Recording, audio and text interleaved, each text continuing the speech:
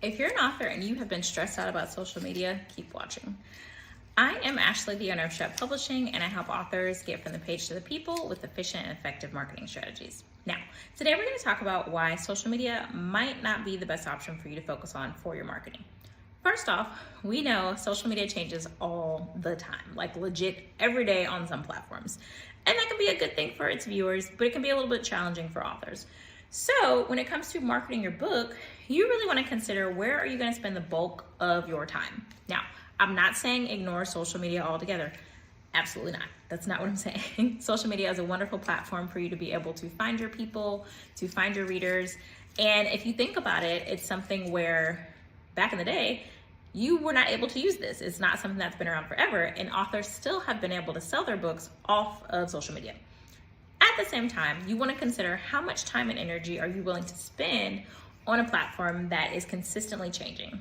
As well, you want to think about how much of your value or worth are you putting into how many likes you get, how many shares, things like that. You have to really put things in perspective and understand that social media is a tool. It's not the only tool that you can use to market your book. As well, consider that social media, in essence, about 2% of your audience might see what you post on the low end, on a low average. Of course, that depends on the platform, that depends on what you are doing and what you're posting.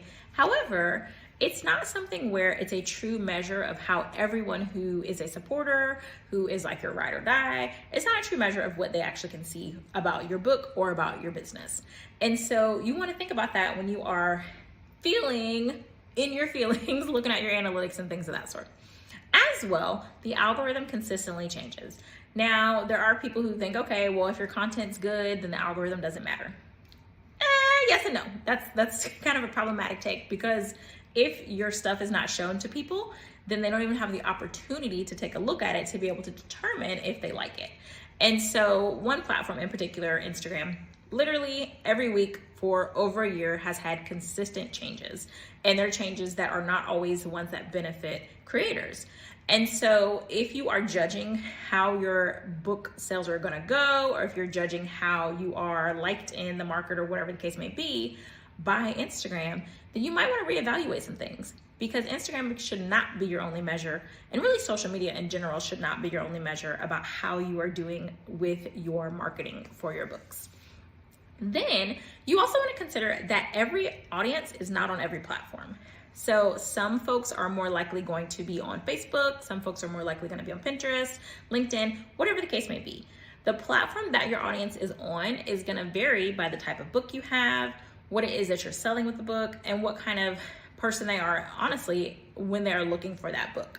And so you think about your target audience. There's going to be some that gravitate towards TikTok. There are going to be some that are even on Threads, which is a platform that is kind of rivaling Twitter. And I said Twitter, not X, because it's Twitter. And so you want to consider, where are your people? And then you want to go hang out with those people on that platform and go see what they sound like, what they're interested in, and things of that sort. So keep that in mind, that the platform that you like may or may not be the platform that your people like, and that's okay. Then lastly, you want to think about how there might be better options in general than just focusing on social media. Once again, not saying abandon social media altogether. However, there are authors who don't use social media and they still sell books.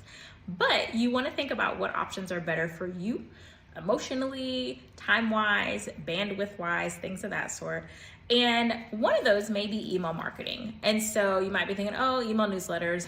Those are not the same thing as email marketing. Email marketing does include newsletters, but those are not just newsletters. And so you might want to consider email marketing. As a writer, as an author, it's something where you already likely like to write. You already have a natural ability to write, because you're an author. I hope that you're a great writer. I know you're a great writer. Let me say that. And so it's something where it's a more natural transition to be able to market your book.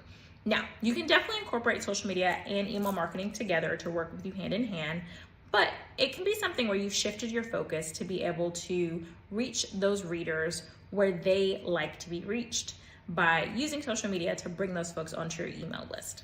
So if you need some more support with this, or if you'd like to learn more about email marketing for authors, then I have a free class that I've linked in the description of this video that you can check out. Or if you're ready to get started and you need some support in terms of working together or getting your emails done for you, then you can check out that Done For You link in the description as well. Thanks so much.